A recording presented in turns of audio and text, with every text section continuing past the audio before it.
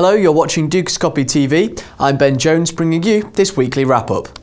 Joining me on the line to discuss the key events of the week just gone is David Cuberes from the University of Sheffield. Now, to begin with, David, we have seen core CPI data released for the US this week. The consumer prices unexpectedly fell and inflation was at its lowest in 4 years. What does this mean for the US and especially with regards to Fed tapering?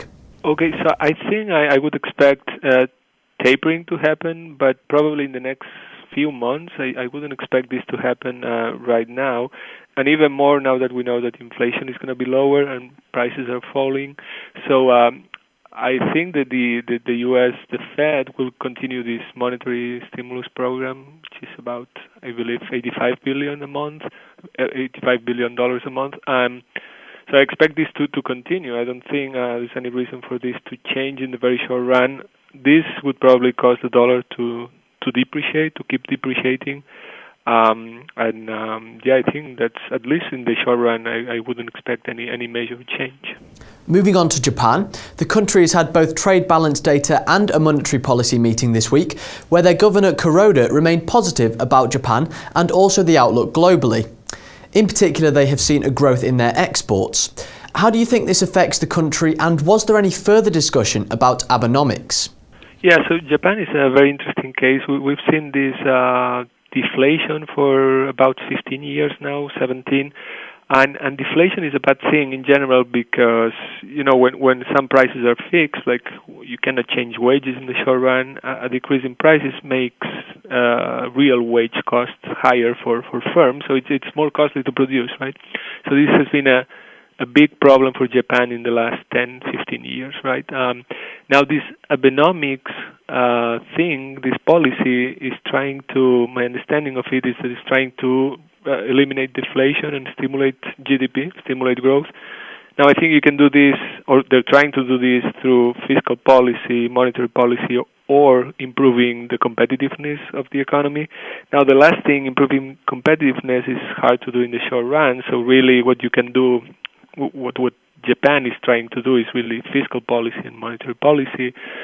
Now, fiscal policy is very restricted in the sense that Japan already has a very large debt, so it's basically monetary policy. So it's trying to do this purchase of bonds with the aim of reducing long-term interest rates, and by doing that, depreciate the yen and stimulate exports. I think they're doing that, and that's a good thing, and it seems to be working. Now, there's not a lot of evidence that this policy is going to improve growth in the medium-long run, so probably they need more structural reforms. But in the short run, it seems to be working quite well.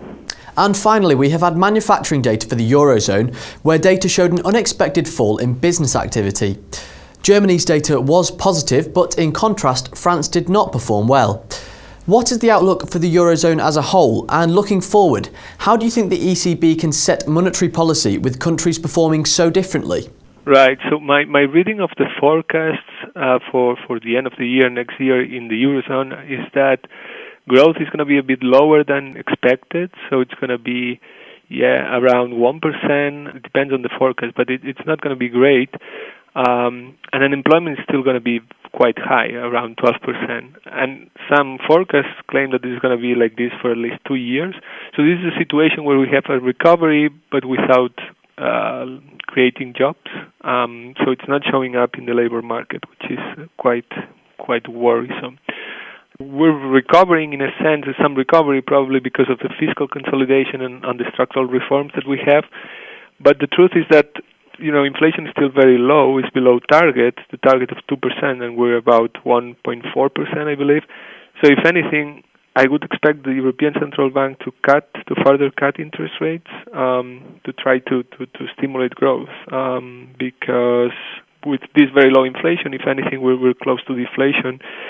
And so it's not going to look. We risk the Eurozone risks to become kind of the Japan of the 90s. Okay, so I think that I would expect further cuts in interest rates, and then the euro probably would depreciate at some point. Although lately it's been appreciating, which is it's good in terms of imports, but it's not, of course, good for exports, and it's there is this risk of deflation that is quite